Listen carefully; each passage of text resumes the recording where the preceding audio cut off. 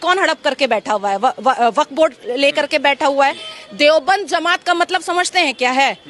आप जिस देव की पूजा करते हैं उसको बंद करना। अच्छा, देवबंद यही मतलब ही निकलता है। आप जिस देव की पूजा करते हैं उसको बंद करना। इस्लाम की 4 स्ट्रैटेजी है, जो बात नेहरू जी भी जानते थे, गांधी जी भी जानते थे, इंदिरा गांधी जी भी जानती थी। अल तकैया, दाई, जिहाद, जजिया। अब बोलिए अल तकैया क्या है?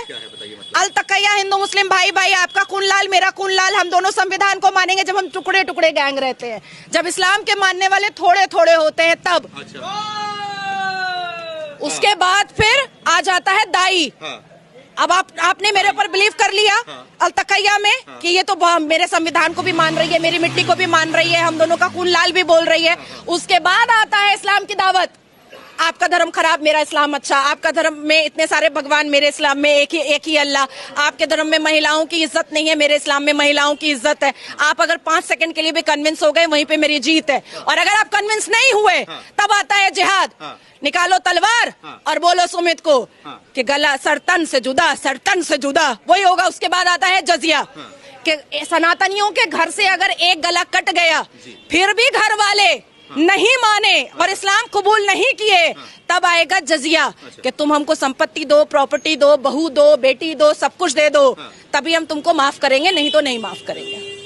ये मतलब होता है। हाँ, ये 4 स्ट्रैटेजी है इस्लाम वालों की, और ये 4 पर चल रहे हैं, चलते आ रहे हैं। और अब भी अगर सनातनियों को नहीं समझ में आ रहा है तो और कैसे समझाया जाएगा भाई? मुझे तो मतलब दुर्भाग्य लगता है कि मजारों पे सनातनी जाकर के मुंह का बदबू लेते हैं, पानी फुकवाते हैं। काहे को जाते हो भैया मजार पे? कौन मुसलमान दाढ़ी टोपी वाला मंदिर जा रहा है जो तुम जाते हो मजार पे?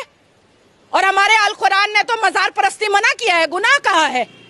सनातनियों को अपने जोश को दोबारा लाना पड़ेगा, अपने सिविलाइजेशन को मानना पड़ेगा। नेहरू और गांधी और इंदिरा गांधी ने आपसे जो गुरुकुल छीना है, उस गुरुकुल कल्चर को दोबारा लाना पड़ेगा। लग रहा है आ जाएगा। हाँ, एकदम आ चुका है। विजन, फोकस, सब कुछ क्लियर है। जो कोई भी भारत की मिट्टी और भारत की धरती पर रह करके शरिया लॉ मनवाना चाहेगा, उसको वाघा बॉर्डर भी दिखाया जाएगा, बड़े आराम से दिखाया जाएगा। और एक बात अंत में कह दे रही हूँ आप